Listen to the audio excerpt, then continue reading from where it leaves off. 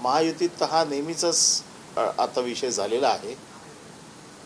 भारतीय जनता पक्ष प्रत्येक गोष्टीत शिवसेनेला म्हणजे शिंदे गटाला चेपत आहे हे आपण बघतोय। शिंदे गटाने या जागेची मागणी केलेली आहे, परंतु मला वाटत नाही शिंदे गटाला ही जागा मिळेल। भारतीय जनता पक्षाने दावा केला तर शिंदे गट काय करू शकेल असं मला वाटत नाही। ही सुरुवात नाही, हे शेवटाला चाललंय, हा शेवटचा टप्पा आहे।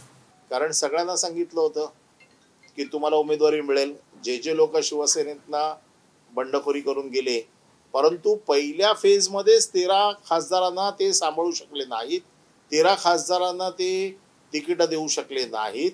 आता अशी परिस्थिती जर लोकसभेला असेल तर विधान परिषदेला तर ह्यांना मिळेल असं मला वाटत नाही। जे त्यांच्या विश्वासावरती त्यांच्या खांद्यावरती मान ठेवून गेलेत, त्यांची किती जणांची मान कापली जाईल हे आज सांगणं कठीण आहे।